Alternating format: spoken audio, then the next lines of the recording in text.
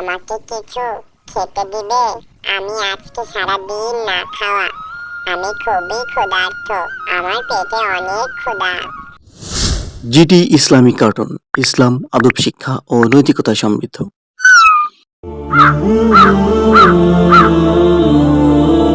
হেই ইয়ামিন, দেখো ওই যে ঝালমুড়ি চাচা ঝালমুড়ি বিক্রি করছে, চলো আমরা ঝালমুড়ি খাই। হ্যাঁ রুকাইয়া, তুমি ঠিকই বলেছো, চলো আমরা দুজনে মিলে আজকে ঝালমুড়ি খাই। আসসালামু আলাইকুম বাচ্চারা, কি খাবে তোমরা? তোমাদের কি ঝালমুড়ি দেবো?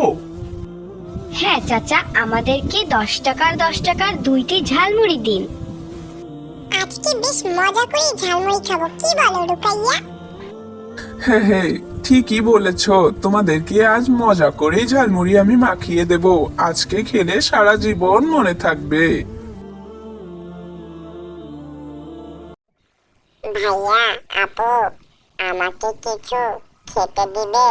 আমি আজকে সারাদিন না খাওয়া। আমি খুবই ক্ষুধার্ত। আমার পেটে অনেক ক্ষুধা। আরে না না, তুমি যাও তো, এখন আমাদের খাবারের মধ্যে বাগড়া দিতে এসো না তো। তুমি কি আজকে সত্যি সারাদিন না খাওয়া? তোমার নাম কি বাবু? আমার নাম আবু সাইম। আমার বাবা একজন রিক্সা চালক। তিনি আজ দুদিন অসুস্থ থাকায় ঘরে কোনো খাবার নেই। আমি বাধ্য হয়ে আজকে রাস্তায় নেমেছি। যদি আপনারা আমাকে একটু সহযোগিতা করেন তাহলে আমার ভীষণ উপকার হবে। আমি সারা জীবন আপনাদের জন্য দোয়া করব। আহারে, বাচ্চাটার মনে কতই কষ্ট। আরে চাচা, আপনি কথা না বাড়িয়ে ঝালমুড়ি বানান তো। এইসব গরিব ফকিন্নি যে কোথা থেকে আসে, এদের কাজই হচ্ছে এইসব। ছি ছি রুকাইয়া, এভাবে বলতে নেই কাউকে। তুমি তো শুনলেই, তার বাবা একজন রিক্সা চালক। তিনি প্রতিদিন ইনকাম করে বাসায় খাবার জোগাতো। আজকে সে অসুস্থ থাকায় তার বাচ্চা আজকে রাস্তায় নেমেছে। আমাদের অবশ্যই ওকে সাহায্য করা উচিত। তুমি সাহায্য না করে ওকে এত বেশি কথা বলছো? সত্যি আমি অবাক হয়ে পড়েছি রুকাইয়া। মানুষকে ঠকিয়ে টাকা মেরে খাওয়ার ধান্দা এগুলো ইয়ামিন, তুমি কি তা বুঝতে পারছো না? রাসূল সাল্লাল্লাহু আলাইহি সাল্লাম বলেছেন, যে ব্যক্তি আল্লাহর জন্য কোনো মুসলিমের দুঃখ দূর করবে, আল্লাহ তাআলা স্বয়ং তার দুঃখ আখিরাত এবং দুনিয়া থেকে দূর করে দিবেন।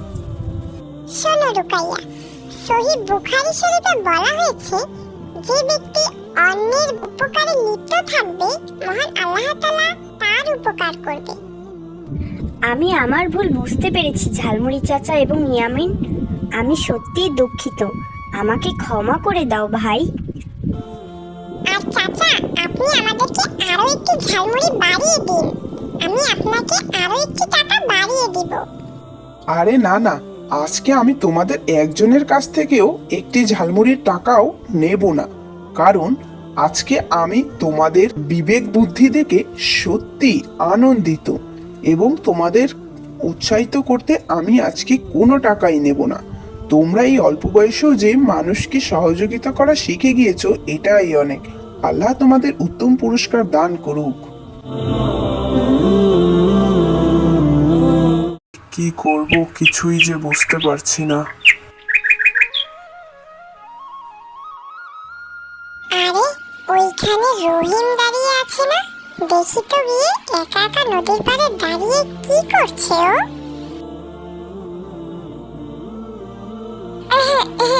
আসসালামু আলাইকুম রহিম, কেমন আছো তুমি? এখানে একা একা দাঁড়িয়ে কি করছো? আসলে ভাই কি যে বলবো, হঠাৎ করে চাকরিটা চলে গিয়েছে। বাসার খরচ সবকিছু মিলিয়ে মাথায় যেন আকাশ ভেঙে পড়েছে ভাই। ভাই, তুমি কি জানো না, মহান আল্লাহ তাআলা বলেছেন, যে ব্যক্তি আল্লাহর উপর ভরসা করেন আল্লাহ তাআলা তার জন্যই যথেষ্ট। হ্যাঁ ভাই, শুনেছি, কিন্তু এখন তো মনে হচ্ছে সব দিকই বন্ধ, কোনো দিকই খোলা নেই আমার জন্য। ভাই, আমাদের নবীজি বলেছেন, যে ব্যক্তি আল্লাহর উপর ভরসা করেন আল্লাহ তার জন্য যথেষ্ট। তুমি চিন্তা করো না ভাই, আল্লাহর উপর ভরসা করো, নিশ্চয়ই আল্লাহ তোমার জন্য উত্তম কিছুই রেখেছেন ইনশাআল্লাহ। হ্যাঁ ভাই, তা তো অবশ্যই। ভাই, আল্লাহ তাআলা কখনোই তার বান্দাদের একা পথে ছেড়ে দেন না। তুমি হতাশ হয়ে না ভাই। সত্যি ভাই, তুমি না থাকলে হয়তো আজকে আমি একদমই ভেঙে পড়তাম। তোমাকে অনেক অনেক ধন্যবাদ ভাই, তুমি আমাকে নতুন করে বাঁচার সম্ভাবনা দিয়েছো। আল্লাহর উপর এখন থেকে ভরসা করব। আল্লাহ আমার জন্য যথেষ্ট। হ্যাঁ ভাই, তুমি শুধু সবর করো এবং ধৈর্য ধরো, নিশ্চয়ই আল্লাহ তোমার সাথে আছেন। আরে রহিম আর ইয়ামিন, এখানে তোমরা কি করছো? তোমাদেরকে ভালোই হলো, তোমাদের কাছেই আমি যাচ্ছিলাম। কি হয়েছে চাচা, আমাদের কি কোনো কাজে প্রয়োজন?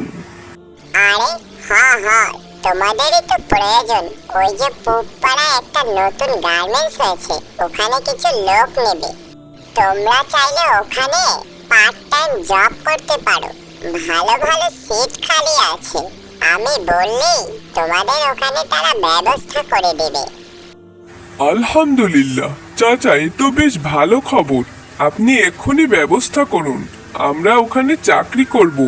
দেখেছো ভাই, আমি বলেছি না আল্লাহ সবসময় আমাদের সাথে আছেন এবং আল্লাহই আমাদের জন্য যথেষ্ট। দেখেছো, আল্লাহ তারও একবার প্রমাণ করে দিলেন। আলহামদুলিল্লাহ। হ্যাঁ ভাই, তুমি ঠিকই বলেছ। আজকে তুমি আমার চোখ খুলে দিলে ভাই।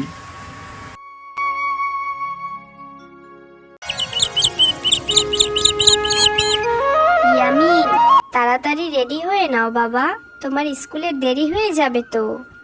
এই তো মা, আমি রেডি প্রায়। কিন্তু বলো তো, আমি সকালে কি খেয়ে যাব মা? ঘরে কি কিছু আছে? ঘরে তো অনেক দিন ধরেই কোনো বাজারঘাট নেই রে ইয়ামিন, তোর বাবারও হাতে কাজ নেই। কালকে তোর হালিমা কাকির কাছ থেকে 1 কৌটো চাল ধার এনেছিলাম, তাই কয়টা পান্তা ভাত আছে রে বাবা। না মা, আমি খেলে তুমি আর বাবা কি খাবে? আমি খাবো না নে, আমার পেটে এত খিদে নেই। তুমি আর বাবা এক গাল খেয়ে নিও মা, আমি আসি।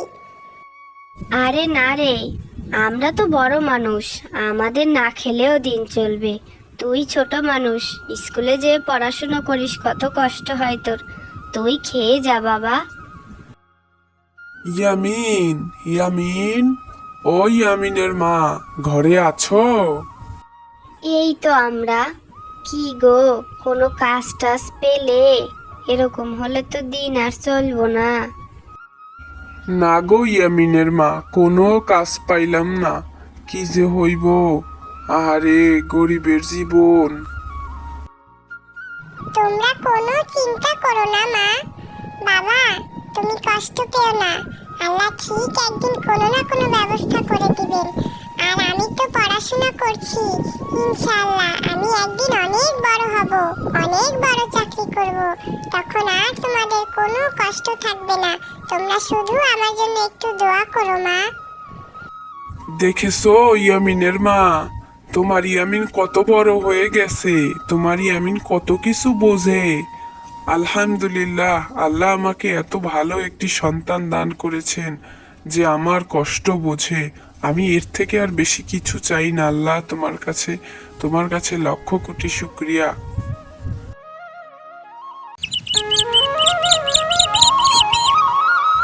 আরে মিনু তো এখানে ছিল, কই গেল মিনু? মিনু, মিনু কই গেলা?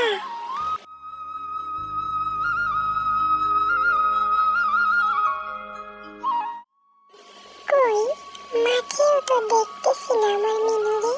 তাইলে আমার মিনু গেল কই? হায় আল্লাহ, তুমি আমার মিনুরে কই যাই না দাও আল্লাহ। লা ইলাহা ইল্লা আনতা সুবহানাকা ইন্নী কুনতু মিনাজ জালিমিন।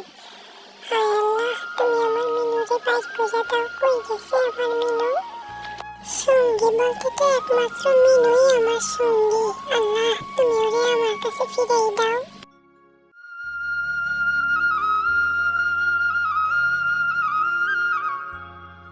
আরে ওই তো মিনু। আলহামদুলিল্লাহ, আল্লাহ তোমার কাছে লাখো কোটি শুকরিয়া। তোমার উপর ভরসা করার কারণেই তুমি হয়তো আমার কাছে আমার মিনুরে ফিরাইয়া দিছো।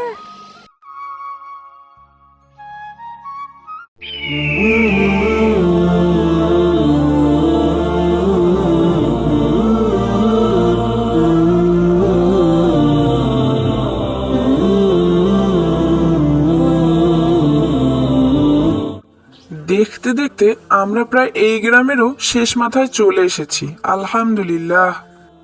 তবে আজকের রাতটা মনে হয় এই গ্রামেই আমার পার করতে হবে, কিন্তু আল্লাহ চাইলে আমি কালকেই আমার গন্তব্যস্থানে পৌঁছাতে পারবো ইনশাআল্লাহ।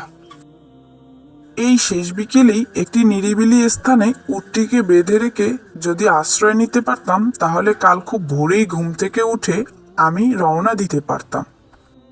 আচ্ছা, এখানটা তো বেশ নিরিবিলিই রয়েছে, আমি এই গাছের ছায়ায় না হয় আশ্রয় নেই আর উটটিকে পাশেই না হয় রেখে দেই।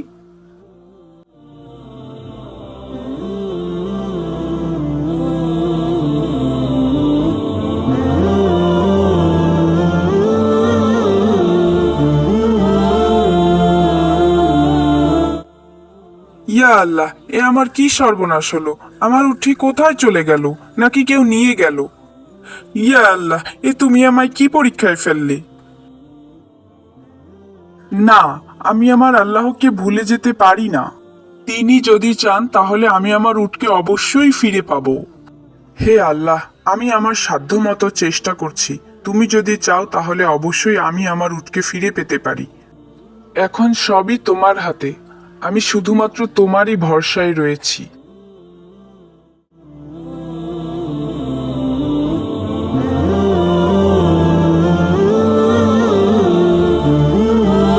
হে আল্লাহ, আমি জানি তুমি আমাকে নিরাশ করবে না, তুমি অবশ্যই আমাকে সাহায্য করবে এবং তা খুব দ্রুতই, এটা আমার বিশ্বাস।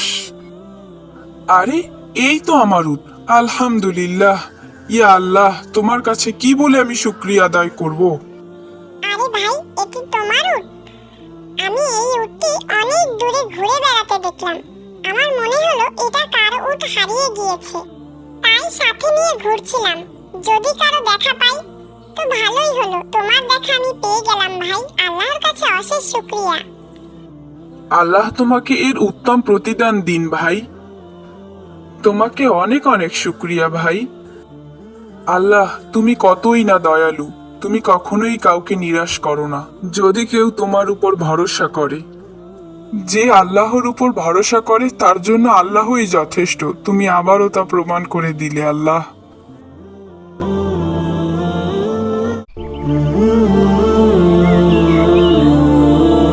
কি যে করি, ভালোই লাগছে না। আহমেদ ভাইয়া কোথায় গিয়েছে? এই তো, ভাইয়ার টেবিলে একটি চকলেট রাখা রয়েছে। আমার খুব চকলেট খেতে মন চাইছে। ভাইয়া চকলেট খেলে কি হবে? আমি একটু খাই তো। এখানে তো কেউ আর আমাকে দেখছে না, তাই না? তাহলে খেলে সমস্যা কোথায়? দ্রুত যে আমি চকলেটটি এক্ষুনি গপাগপ খেয়ে ফেলি। ইয়ামিন, তুমি কি চকলেট চুরি করেছো?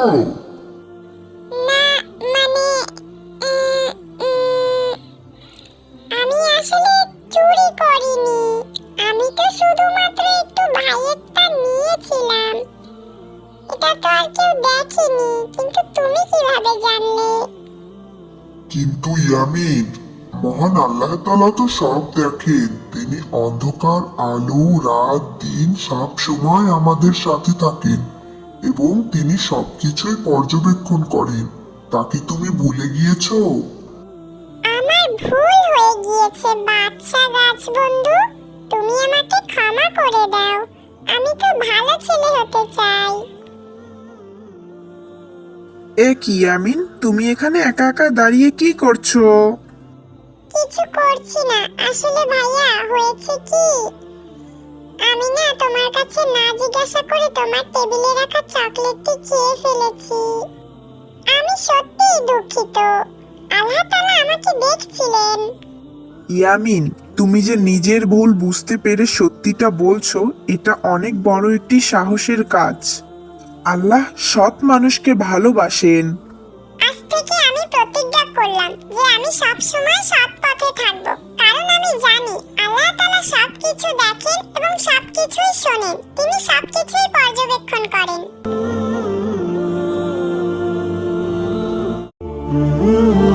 হে মুসল্লিগণ, আজ আমরা কুরবানির কিছু গুরুত্বপূর্ণ এবং তাৎপর্য নিয়ে কথা বলবো। মহান আল্লাহ তাআলা কুরআনে বলেছেন, সূরা হজে বলা হয়েছে তাদের গোশত এবং রক্ত কোনো কিছুই আল্লাহর কাছে পৌঁছায় না, পৌঁছায় তাকওয়া। কুরবানি শুধুই পশু জবাই করার মধ্যে নয়, এটি একটি আল্লাহর পরীক্ষা, ত্যাগের এক অনন্য নিদর্শন। আর তোমরা জেনে রাখো, নিজের সব থেকে পছন্দের জিনিসকে কোরবানি দেওয়াই আল্লাহ সব থেকে বেশি পছন্দ করেন। মা, আমি চাই এবার কোরবানিতে আমিও কোরবানি দেব।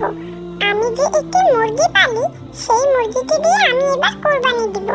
আমি চাই আল্লাহ তাআলা আমার উপর অনেক খুশি হন, কারণ আমাদের ইমাম সাহেব বলেছেন যে যে তার নিজের পছন্দের জিনিসকে কোরবানি দেবে, আল্লাহ তাকে সবথেকে বেশি ভালোবাসেন।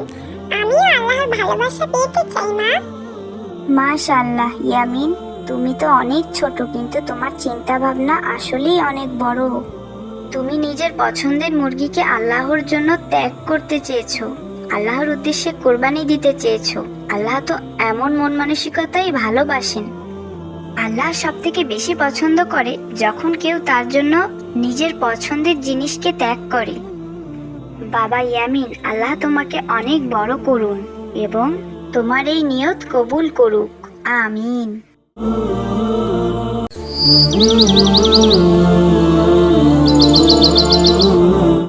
এখন আসি, তবে দোয়া করো মা। কোথায় যাচ্ছ ভাইয়া তুমি? ইয়ামিন, আজ আমরা কোরবানির পশু কিনতে যাব। জানো কি কোরবানি আমাদের জন্য কত বড় একটি আমল? হ্যাঁ ভাই, শুনেছি কোরবানি ত্যাগের একটি বড় উদাহরণ। কিন্তু কিভাবে এটা কাজ করে? আলী ভাই, ওই গরুটি দেখো তো।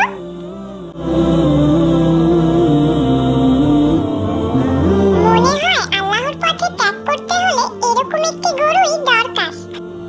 আরে আমার ছোট্ট ভাই, শোনো, কোরবানি শুধু গরু কেনা নয়, এটা হলো আল্লাহর জন্য ত্যাগ এবং আমাদের হৃদয়ের ত্যাগ। ঠিক বলেছ, কুরবানি আমাদের জন্য অন্যতম ত্যাগ, আল্লাহর পথে উৎসর্গ করার মাধ্যম। এটা খুবই গুরুত্বপূর্ণ। যেমন ইব্রাহিম আলাইহাসাল্লাম তার পুত্র ইসমাইল আলাইহাসাল্লামকে আল্লাহর উদ্দেশ্যে ত্যাগ করেছিলেন, তেমনি আমাদেরও আল্লাহর জন্য নিজের সেরা জিনিস দান করতে হবে। কিন্তু ভাই, আমি শুনেছি কোরবানি দিলে কোরবানির গোশ মানুষের বাড়ি পৌঁছায়। এটা তো বেশ ভালো কাজ। হ্যাঁ ইয়ামিন, কোরবানি শুধু নিজের জন্য নয়, সমাজে গরিবদের সাহায্য করারও একটি উপায়। ঠিক বলেছ মা। আর আল্লাহ তাআলা আমাদের এই ত্যাগের জন্য নেকি দান করেন। কোরবানি আমাদের তাকওয়া, আল্লাহ ভীতি বাড়াতে সাহায্য করেন। ভাই, এবার আমি বুঝতে পেরেছি কোরবানি শুধু গরু কেনা নয়, নিজের হৃদয়ের ত্যাগও। ঠিক বলেছ ইয়ামিন, এই ত্যাগ আমাদের আত্মাকে পবিত্র করে এবং আল্লাহর কাছ থেকে দয়া লাভের পথ করে দেয়।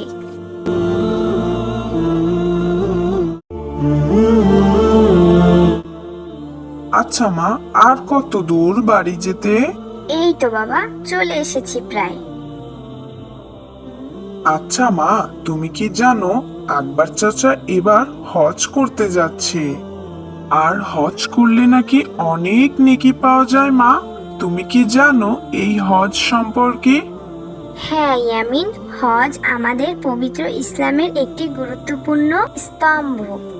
এটা শুধু একটি ভ্রমণ নয়, এটি আল্লাহর উপর আত্মবিশ্বাস, একতা এবং ত্যাগের প্রদর্শন। তাহলে হজ কেন এত গুরুত্বপূর্ণ মা? হজ পালন করতে গেলে একজন মুসলিম আল্লাহর ঘর তাওয়াফ করেন। হজের মাধ্যমে একজন মুসলিমের সকল পাপ আল্লাহ তাআলা চাইলে মাফ করে দিতে পারেন। সুবহানাল্লাহ, কত সুন্দর কথা। মা, তুমি কি জানো আমি যদি হজ করি আমার জীবন পুরোপুরি বদলে যেতে পারে। আমি এক নতুন মানুষ হয়ে উঠব, তাই নয় কি মা? তুমি একদম সঠিক কথা বলেছো ইমরান। হজ এক নতুন জীবন শুরু করার মতো। তবে হজের মূল শিক্ষা হলো আমাদের আত্মাকে শুদ্ধ করা এবং আল্লাহর প্রতি আনুগত্য হওয়া। তাহলে হজের শিক্ষা কি মা? হজ আমাদের শিখায় সহানুভূতি, দয়ার অনুভূতি এবং পৃথিবী জুড়ে সকল মুসলমানদের একতা। তাছাড়া হজ করার মাধ্যমে আল্লাহর প্রতি আনুগত্য এবং তার কাছে দোয়া করা হয়ে থাকে।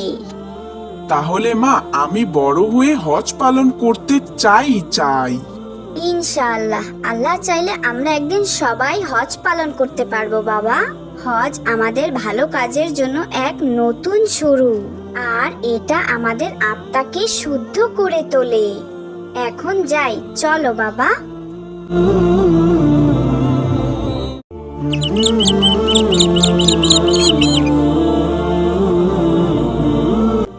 আজ 3 দিন হয়ে যাচ্ছে ঘরে কোনো খাবার নেই। সেই কোন রাতে ঝড়ের মধ্যে আমার ছেলেটা গেল মরে। আজ আমি বৃদ্ধ বয়সে, কি কষ্ট আমার। ছেলেটা আজ বেঁচে থাকলে এমন মানুষের দরজায় দরজায় ঘুরতে হতো না। বৃদ্ধ বয়স দেখে কেউ কাজও দিতে চায় না আমায়। বাহিরে বের হয়ে দেখি যদি কেউ কোনো খাবার দিয়ে সাহায্য করে আমায়। আসসালামু আলাইকুম রাইসা, কেমন আছো তুমি? ওয়ালাইকুম আসসালাম হুমায়রা, আলহামদুলিল্লাহ আমি ভালো আছি। তুমি কেমন আছো? আমিও আলহামদুলিল্লাহ ভালো আছি রাইসা। এখানে দাঁড়িয়ে কি করছো তুমি? তুমি তো জানোই হুমায়রা, আমার বাবা একজন মস্ত বড় ধনী ব্যবসায়ী। এক কাপড় বেশি দিন পরা আমার বাবা পছন্দ করেন না, তাই একটু মার্কেটে যাচ্ছি। তা তুমি কোথায় যাচ্ছ হুমায়রা? এই তো বিকাল বেলা একটু ঘুরতে বের হয়েছি মাত্র, এছাড়া কিছুই নয়। আর আমার বাবা আমাকে কিছু টাকা দিয়েছে, যদি আমার খেতে কিছু মনে চায় তাহলে খেতে বলেছে। বাচ্চারা, আমাকে কিছু খেতে দেবে তোমরা? আমি 3 দিন না খেয়ে আছি, আমাকে একটু কিছু খেতে দাও, তোমাদের জন্য অনেক দোয়া করব। আরে না না, যাও যাও তো, এসব তোমাদের ধান্দা, আমি বুঝি না। বুঝেছো হুমায়রা, এখন এগুলো এদের ব্যবসা হয়ে গিয়েছে। হতে পারে সে সত্যিই খুবই ক্ষুধার্ত। তুমি এক্ষুনি আল্লাহর কাছে ক্ষমা চাও, কারণ তাদের ব্যবসা হোক যাই হোক না কেন, আমাদের তা দেখার বিষয় না। আল্লাহ বলেছেন যদি কেউ বিপদে পড়ে তোমরা তাকে সাহায্য করো। তুমি সাহায্য না করতে পারলে করবে না, কিন্তু তাকে এভাবে বাজে গালমন্দ করতে পারো না, এটা খুবই খারাপ। এই সব টাকা নেওয়ার ধান্দা, তুমি কি বুঝছো না হুমায়রা? আর তোমার যদি দিতে মন চায় তুমিই দাও, আমি এগুলো দেব না বাবা, আমার টাকার দাম আছে। হ্যাঁ রাইসা, তুমি ঠিকই বলেছো, তোমার টাকার দাম আছে, কিন্তু আমার টাকার দাম নেই। তুমি রেস্টুরেন্টে গিয়ে হাজার হাজার টাকার বিল দিয়ে আসতে পারবে, শত শত টাকার টিপস দিয়ে আসতে পারবে, কিন্তু এই অসহায় মানুষটিকে তুমি 10-20টি টাকা দিয়ে সাহায্য করতে পারবে না। সত্যি তোমার টাকার দাম আছে। এই বৃদ্ধ বয়সী মানুষটি বিপদে না পড়লে হয়তো কখনোই কারো কাছে গিয়ে হাত পাততো না। মহান আল্লাহ তাআলা কখন কাকে কোন অবস্থায় দাঁড় করায় তা কেউই জানে না রাইসা। আমাদের উচিত সবসময় অসহায়দের পাশে দাঁড়ানো, মানবতার কাজ করা, তবে তা কখনোই মানুষকে দেখিয়ে নয়, অবশ্যই আল্লাহ সন্তুষ্টির জন্য। তুমি আমাকে মাফ করে দাও হুমায়রা, আজ তুমি আমার চোখ খুলে দিয়েছো, তোমাকে অনেক অনেক ধন্যবাদ। দাদিমা, তুমিও আমাকে মাফ করে দাও। এই নাও, আমি তোমাকে কিছু টাকা দিচ্ছি, তুমি এ দিয়ে কিছু খেয়ে নিও। তোমাকে অনেক অনেক ধন্যবাদ রাইসা, তুমি এত দ্রুত বোঝার জন্য। তোমাকে অনেক দিন ধরেই আমি এ নিয়ে কিছু বলবো ভাবছিলাম, তবে একটা সুযোগে বলা হয়েই গিয়েছে। যাক, তুমি যে তোমার নিজের ভুল বুঝতে পেরেছো, এই অনেক।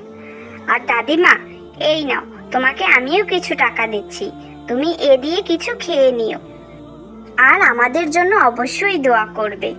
অবশ্যই দোয়া করব বাবা, অবশ্যই দোয়া করব। তোমাদের ঋণ আমি কখনোই শোধ করতে পারবো না। আল্লাহ তোমাদের ভালো করুন, আল্লাহ তোমাদের ভালো করুন।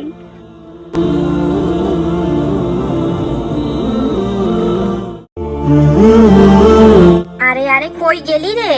কই গেলি রে হতচ্ছাড়া? এখনো তুই জঙ্গলে যাচ্ছিস না? কাঠ কেটে আনবি কখন আর বাজারে তা বিক্রি করতে যাবি কখন? হ্যাঁ, লাট সাহেব যেন কোন জায়গার? মা তো মরে গিয়ে বেঁচে গেছে, যত জ্বালা সব আমার। এই তো আসছি মা, পুকুর ঘাটে জামা কাপড় ধুতে দেরি হয়ে গেল, এক্ষুনি যাচ্ছি মা। আবার মুখে মুখে কথা বলা হচ্ছে, দিন দিন যেন সাহস বেড়েই চলছে। কথা না বাড়িয়ে কাঠ কেটে বিক্রি করে টাকা এনে আমায় উদ্ধার করতো। আর তোকে না নিষেধ করেছি আমাকে মা বলে ডাকবি না? আমাকে একমাত্র আমার ছেলেই মা বলে ডাকবে, তুই ডাকবি না। এমন করে বলো না মা, সেই ছোটবেলায় মা মারা গিয়েছে, তারপর থেকে তোমাকে পেয়েছি, তোমাকেই আমি মা বলে ডাকি, তুমিই আমার মা। হয়েছে হয়েছে, আর ন্যাকামি করতে হবে না, এখন দ্রুত যে আমাকে উদ্ধার কর। মা বলছিলাম কি, কিছু খেতে দেবে, অনেক খিদে লেগেছে, সেই সকালবেলা উঠেছি, এখন পর্যন্ত কিচ্ছুটি খাইনি, কিছু থাকলে খেতে দাও মা। আরে না না, এখন কিসের খাবার? আগে জঙ্গল থেকে বাড়ি আয়, তারপর খেতে দেব। তাড়াতাড়ি যা, তোর বাবা বাড়ি আসার আগেই যেন আসা হয়। কোথাও গিয়ে আবার ঘাপটি মেরে বসে থাকা যেন না হয়। আর তোর বাবা যদি এসব জানতে পারে, তাহলে কিন্তু তোর খবর আছে, বলে দিলাম। না না মা, আমি বাবাকে কিচ্ছু বলবো না, তুমি আমাকে কিছু বলো না মা, আমি বাবাকে কিচ্ছু বলবো না।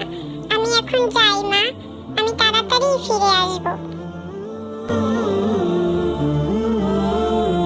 ছোট থাকতেই মাকে হারিয়েছি, তারপর বাবা আমার জন্যই এই মাকে বিয়ে করলো, কিন্তু সে যে আমাকে একটু চোখে দেখতে পারে না।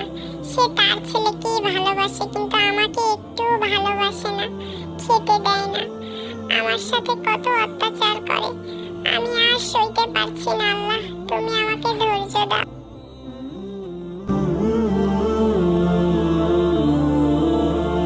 ও ভাই, তুমি কোথায় যাচ্ছ ভাই? একটু এদিকে আসো না। কে যেন ডাকলো মনে হলো না? এই যে ভাই, আমি এদিকে ভাই, একটু আসো না ভাই। আরে তুমি তো একটি গাছ, গাছ হয়ে তুমি কিভাবে কথা বলছো? আমি তোমাকে সব পরে বলছি, তুমি আগে আমায় একটু পানি খাওয়াতে পারো বন্ধু? নিশ্চয়ই, কেন নয়, তুমি একটু অপেক্ষা করো বন্ধু, আমি এক্ষুনি আসছি তোমার জন্য পানি নিয়ে।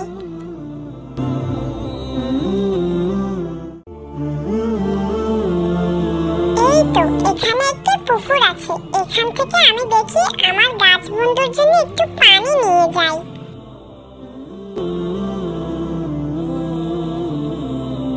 তোমাকে অনেক অনেক ধন্যবাদ।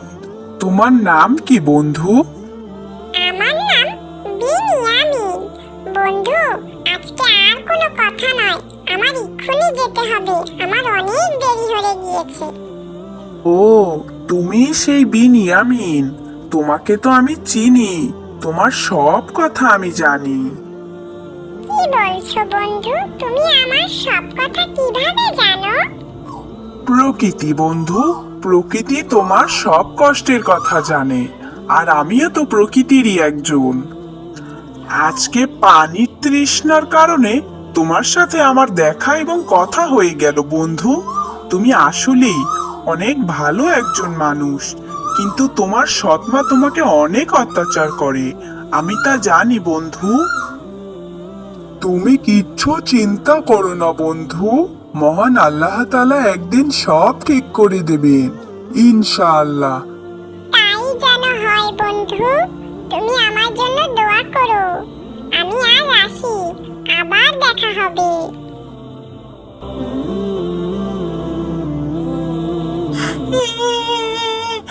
সাপ তো আমাকে এক্ষুনি খেয়ে ফেলবে, কি হবে আমার এখন? কে বাঁচাবে আমাকে? আরে ওই দূরে ইউসুফ দাঁড়িয়ে আছে না, ও কাঁদছে কেন? আরে আরে ইউসুফ, তুমি ভয় পেও না, আমি চলে এসেছি, চুপচাপ দাঁড়িয়ে থাকো। আউযু বিল্লাহি মিনাশ শাইতানির রাজিম, বিসমিল্লাহির রহমানির রহিম। আউযু বিল্লাহি মিনাশ শাইতানির রাজিম, বিসমিল্লাহির রহমানির রহিম।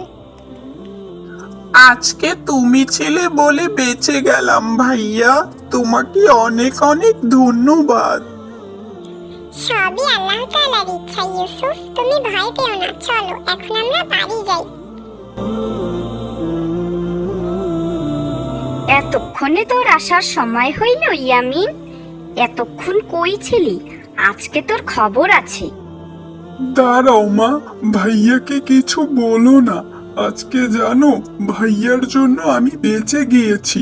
একটা সাপ আমার দিকে তেড়ে আসছিল, এমন সময় ভাইয়ের সাথে দেখা। ভাইয়া সাপটাকে আউযুবিল্লাহি মিনাশ শাইতানির রাজিম বলে তাড়িয়ে দিয়েছেন। ভাইয়ের জন্যই আজকে আমি বেঁচে আছি। তুমি ভাইয়াকে আর কষ্ট দিও না মা। তুই আমাকে মাফ করে দে ইয়ামিন, আমার অনেক বড় ভুল হয়ে গিয়েছে। আমি বুঝতে পারিনি, আমি না বুঝে তোর উপর দিনের পর দিন অন্যায় করেছি। আজকে তোর জন্যই আমার ছেলেটা বেঁচে গিয়েছে। তোকে অনেক অনেক ধন্যবাদ। আজকের পর থেকে তোর আর জঙ্গলে যাওয়া লাগবে না, তুই আমাদের সাথেই থাকবি, আর তোকে আমি আর কখনো কষ্ট দিব না। হায় আল্লাহ, তুমি আমাকে মাফ করে দাও। না না, এ কি বলছো মা? আমি কিছু মনে করিনি, আমি কষ্টও পাইনি। তুমি যে নিজের ভুল বুঝতে পেরেছো, এই অনেক। সবই আল্লাহর ইচ্ছা, আলহামদুলিল্লাহ। গাছ বন্ধুর দোয়ার কারণেই হয়তো আজকে আমার সৎমা নিজের ভুল বুঝতে পেরেছে।